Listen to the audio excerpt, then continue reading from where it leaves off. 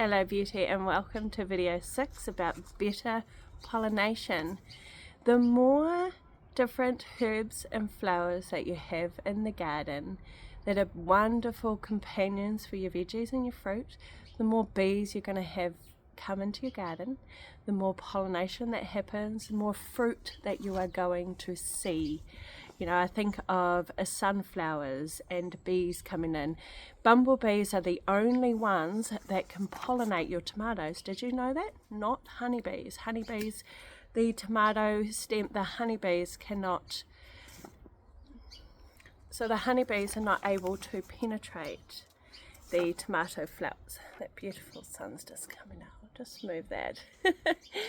So you're wanting to be planting things that will bring in your bumblebees, like anything purple, like your borage. You've also got your wildflowers or your sunflowers, or you've got petunia, ones like that. Planting them near your tomatoes is quite important for pollination, to be able to bring in those bumblebees. Honeybees also pollinate, but the bumblebees do a huge percentage of pollination, more than the honeybees do, is a great big hole. So if you're able to attract in the bumblebees, especially if you're growing tomatoes, and then you're going to find they'll pollinate and they will fruit, you need to be attracting in those beautiful bumbles.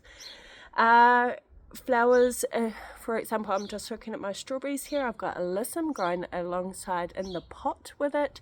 There's petunia here right next to me. Move you around. So in here I have sunflowers and some wildflowers. Beside that I've got my tomatoes there. I've got lavender to bring in those bumbles, and there are a few more that I have, a few more herbs that I have sown ready to be planted alongside them as well. Though yes, better pollination just means better yield. So on the companion planting, we've already talked about basil and tomatoes, and the reason why, so it's been able to attract pollinators because of the scent, and once it flowers, so beautiful.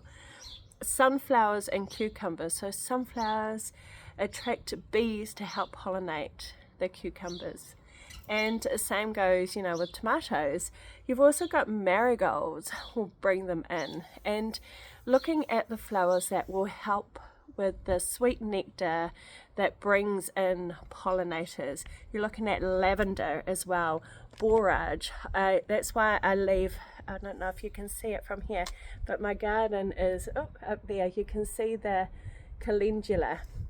So calendula and borage, I allow that to just carry on flourishing in the garden, and I only take out plant by plant if I'm needing the space. So otherwise I will allow it to just grow and thrive and self-seed, take over, and I'll move it as I need, because it's doing its thing for the bees. It's protecting the soil. There's no point in pulling anything out unless you've got something else to plant in its space.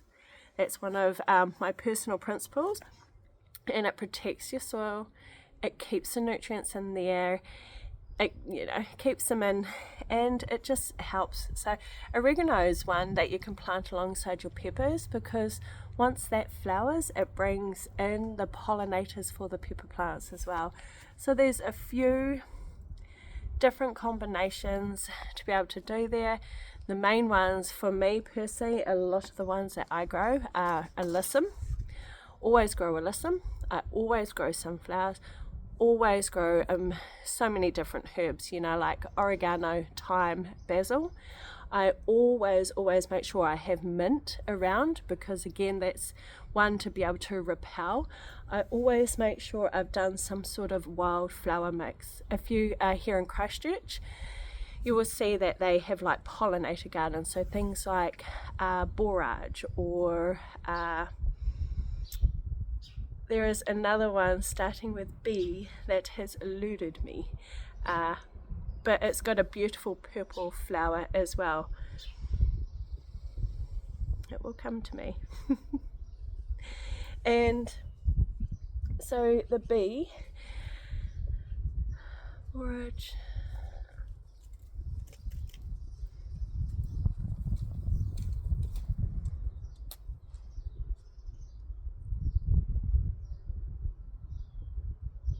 it's not going to come to me. Anyway, I will have a think of that one. So it's otherwise known as bee balm, but I will think of the official name. It will eventually come to me. It's another really good one for the wild. It comes in like wildflower mix. If it's purple, the bees will love it. So these ones I grow each time. What other flowers do I grow? I think they're generally, oh yes, always calendula, allow that. So yeah, my three main ones, always within my main garden, always calendula, always borage. I've got comfrey, which has the purple flower, and I also allow alyssum, because I find with that combination of those ones in my main garden works well. And I have different herbs wherever the space is utilised. Whatever I'm planting, it needs the herbs, plant them in as well. So once I've got my 4 there, I'm quite happy with that. I'll have, as I said, the mint, the lavender, and all other. I have carnations. It's not particularly a bee pollinator one, but it is my favourite. It was my mum's favourite. But yes, make sure that you are planting along the different flowers for pollination, especially sunflowers and those that attract the bumblebees, and which are your purple ones, like your borage, like your bee balm, and your lavender. That's the one. Any questions, let me know.